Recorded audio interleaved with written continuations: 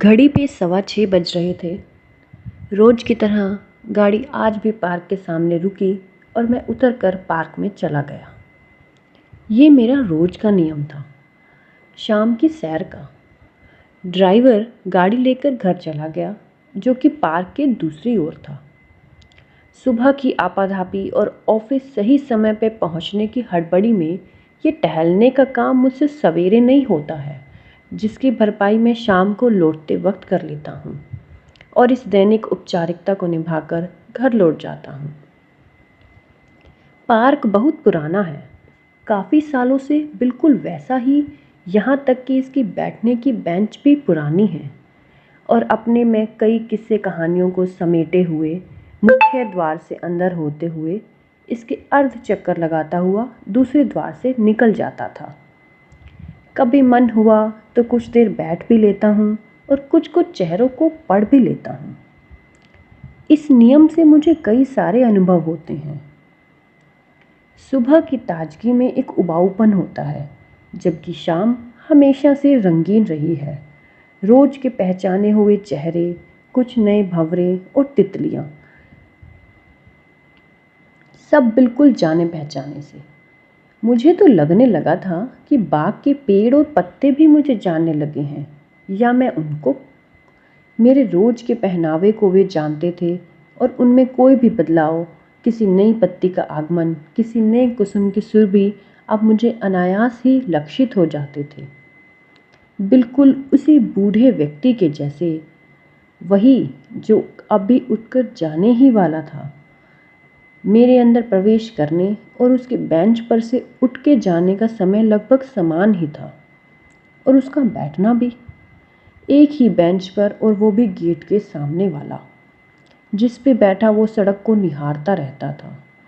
आज भी मेरी और उसकी मुलाकात आते और जाते ही हो रही थी। इतने चेहरों में बस उसी की बात क्यों? भाई, बात तो भी उनमें।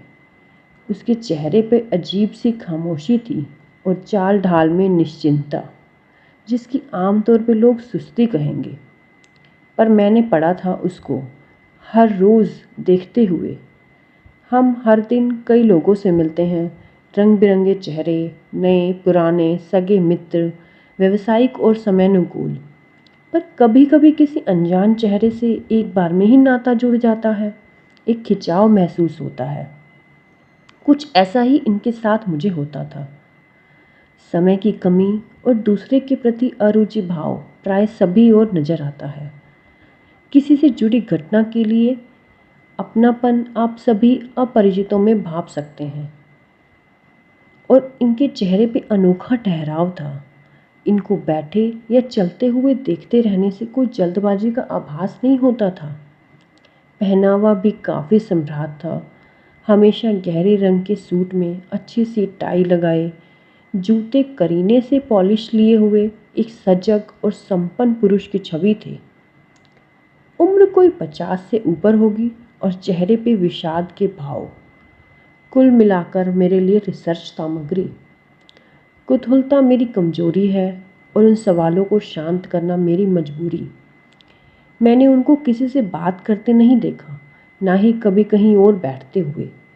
समय के भी पाबंद, किसी घटना या व्यक्ति में कोई आकर्षण नहीं, बस चुपचाप बैठ के सड़क को निहारना और चले जाना। हर रोज़ मैंने तय किया, आज थोड़ा पहले निकलूँगा और जानने की कोशिश करूँगा। इसलिए आज मैं समय से 15 मिनट पहले उपस्थित था। वे वहीं बैठे थे, हमेशा की तरह शांत। मैं उनके बेंच के पास गया, खाली और नज़दीक से मुआयना करने लगा। वहीं शांत भाव, शालीन वस्त्र और हाथ में कुछ था, एक सफ़ेद फूल। मैंने चेहरे पे गौर से देखा। हवा की आर्द्रता से सूखे हुए आंसुओं के निशान उनके कपोलों पे अभी भी थे। बेहद ही शिष्ट तरीके से मैंने पूछा, क्या मैं बैठ सकता हूँ? जवाब मुझे पता था, बस जानना था कि इस जगह का अधिकारी कौन है। उन्होंने सिर घुमाकर मेरी ओर देखा और उसी शालीनता से जवाब दिया, माफ़ कीजिएगा, पर क्या आप दूसरी जगह बैठ सकते हैं? मैंने मुस्कुराते हुए उनके आग्रह का आदर किया और बोला, कोई बात नहीं, मैं कहीं और बैठ जाता हूँ। पर मेरी धृष्टता को क्षमा कीजिए, क्या आपको किसी का इंतज़ार है? मेरे प्रश्नों का उन्होंने कोई जवाब नहीं दिया, ना ही कोई प्रतिक्रिया दिखाई कि उन्होंने सुना हो। उनकी चुप्पी और अश्कों के राज मुझे परेशान कर रहे थे। बात करने की अरुचि समस्या बढ़ रही थी। मैं वहीं चुपचाप खड़ा रहा और उनके मनोभावों को पढ़ने का उपक्रम करने लगा। उनके भावों में कोई हलचल नहीं हुई, बस सड़क को अपलक निहारना। पता नहीं उन आती जाती गाड़ियों या चलते हुए राही से उनका क्या नाता था। वो बस उनको देखते रहे, बिना किसी और क्रिया के। कुछ समय पश्चात वो उठकर जाने लगे। तभी मुझ पर उनकी फिर से नज़र पड़ी और उनको ऐसा महसूस हुआ जैसे उनको चोरी पकड़ी गई। उन्होंने कोई गलती की है जिसकी उनको ग्लानि हो रही थी। धीरे से उन्होंने मुझसे कहा, माफ़ कीजिएगा, मैंने आप पे ध्यान नहीं दिया। क्या आपको कहीं और जगह नहीं मिली? नहीं, मुझे कहीं बैठना नहीं था। मैं हर रोज़ यहाँ आता हूँ और आपको चुपचाप यहाँ बैठा दिखता हूँ। सिर्फ यहाँ। न किसी से बात करना, न कुछ करना। आपके चेहरे पे हर रोज़ दर्द के निशान देखता हूँ। इसलिए आज जल्दी आया था, आपसे बात करने, आपके बारे में जानने को। आपकी खामोशी को मैं एक सांस में भूल गया। उनको शायद अटपटा लगा, किसी अजनबी का उनमें इतनी जानकारी के लिए जिज्ञासा। फिर भी कुछ सोचकर वे बोले, शहर में कोई तो है जिसे सामने के लोग दिखते हैं। खैर, आज तो जाने का समय हो गया है, कल वक्त लेकर आना। वो चले गए और मैं भी घर आ गया। मैं आज काफ़ी समय पहले पहुंच गया। वो भी नहीं आए थे अभी। उस बेंच के सामने मैं खड़ा हो गया और सामने से वो सज्जन आते हुए दिखे। वही धीमी गुमसुम चाल। आके वो अपनी जगह पे बैठ गए। फिर मेरी ओर देखकर इशारे से बैठने को कहा। तो तुम्हें मेरी कहानी सुननी है? नहीं, मैं तो बस इस बेंच के दूसरे सिरे के हकदार को जानने को उत्सुक हूँ। हाँ हाँ हाँ, कहते हुए उनके आंखों में आंसू आ गए। रूंधे हुए गले से आवाज़ आई, मालती। यहीं बैठती थी वो हर रोज़ मेरे साथ और मेरे जाने के बाद भी। खुद को संयत करते हुए उन्होंने कहना शुरू किया, यहीं मिलते थे हम लोग हर रोज़। यह उसकी पसंदीदा जगह थी। मुझसे भी पहले वो जाती थी उस ओर से। सड़क के दूसरी ओर उन्होंने इशारा किया और मैं इस ओर से आता था। दोनों यहीं बैठ के घंटों बातें करते थे, अपने घर के, दफ्तर के, और किस्से गढ़ते थे। हम लोग अपने भावी जीवन के सपने बुनते थे, हम साथ जीने के।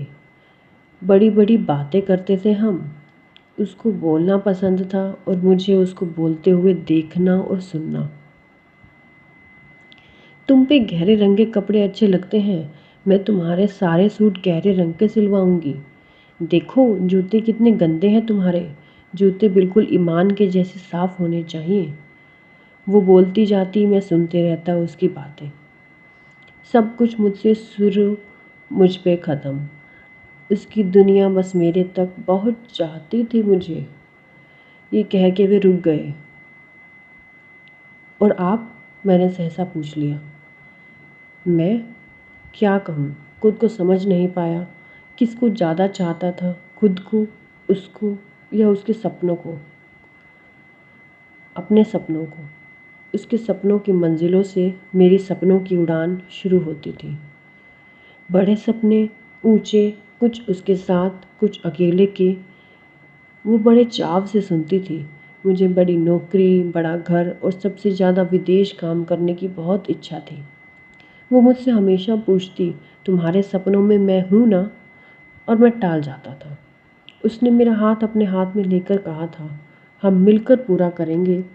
अचानक से घर पे एक रिश्ता आया। मेरे चाचा ने भिजवाया था। लड़की का परिवार विदेश में था। घर वालों ने समझाया कि ये मौका है अपने सपनों को पूरा करने का। मैं दुविधा में था, दिल की सुनूं या दिमाग की। मौका हाथ से पकड़ूं कि हाथ पकड़ने वाले के साथ जाऊं। फिर एक शाम को हम दोनों लड़ पड़े थे। ऐसे ही। और मैंने गुस्से में बोल दिया कि मैं घर पे रिश्ते को हाँ बोल दूँगा। मेरी बात सुन के उसका गुस्सा एकदम शांत हो गया। वो बिल्कुल शांत हो गई और मुझसे बोली, गुस्से या बहुत खुशी में कोई भी जज़्बाती फ़ैसला नहीं लेना चाहिए। मगर मैंने नहीं सुना। मुझे अपने सपने पूरे करने थे या उसे निकलने का बहाना ढूँढ रहा था। पता नहीं, मैं अपने फ़ैसले के लिए कोई वजह नहीं गिना सकता। कोई वजह थी भी नहीं, बस मैंने उसे छोड़ दिया। वो हमारी आखिरी मुलाकात थी। मैं इसी रास्ते से गुज़रता था और सड़क से पार करते हुए उसे इसी बेंच पर बैठा हुआ पाता था। उसकी आँखों में इंतज़ार था और चेहरे पे उम्मीद कि शायद उसकी और मेरी बातें, यहाँ की यादें मुझे लौटा लाएँगी। वो मुझे हर रोज़ यहाँ दिखी, जब तक मैं यहाँ से चला नहीं गया। विदेश, अपने सपनों के पीछे वे रुके। उनकी आँखें भरी हुई थी। रुमाल से आँख पोंछते हुए उन्होंने फिर कहा, मैंने अपने सारे सपने पूरे किए, ओहदा, पैसा सब कुछ हासिल किया, पर हर सफलता ने मुझे और ज़्यादा बेचैन कर दिया। मैं रातों को सो नहीं पाता था। मेरा अधूरापन मुझे किसी के साथ नहीं होने दे रहा था। एक ग्लानि हमेशा मुझे चिढ़ाती थी और अपनी हर कामयाबी की तस्वीर में मुझे बेंच पे बैठे उम्मीद लगाए वही लड़की दिखती थी। मेरे जागते आँखों के सपनों को नींद के सपनों ने झकझोर दिया और फिर मेरे अंतर्मन सब छोड़ देने को कहा। इस बार मैंने दिल की सुनी और सब छोड़ के वापस आ गया। घर, नौकरी, सपना सब कुछ, पर आने के बाद वो मुझे कहीं नहीं मिली। सब जगह पता किया, किसी को कोई खबर नहीं। सबने यही कहा कि कई सालों तक भी मेरे जाने के बाद वो यहाँ आते रहे। फिर अचानक से उसका आना बंद हो गया। किसी को खबर नहीं वो कहाँ गई। उनकी सांस अटकने लगी थी। थोड़ी देर रुककर उन्होंने फिर कहा, मैं अब हर रोज़ यहाँ आता हूँ, उसकी पसंद के कपड़े पहनता हूँ, जूते भी साफ़ हैं मेरे, देखो। कहते हुए उन्होंने अपने जूते दिखाए। मैं अपनी तरफ बैठता हूँ और सड़क की उस ओर देखता हूँ जिधर से वो रोज़ आती थी। थोड़ी देर खामोशी रही। मैंने भी कुछ नहीं पूछा, ना उन्होंने कुछ कहा। फिर मैंने पूछा, आपने सब सवालों को शांत कर दिया? प्रेम का ऐसा रूप मैंने पढ़ा था, देखा नहीं था। बस अब एक बात और बता दीजिए, आप सुकून की तलाश में यहाँ आते हैं या इंतज़ार के लिए? उन्होंने मुझे देखा, हौले से मुस्कुराए और फिर से सड़क को देखने लगे। अपलक।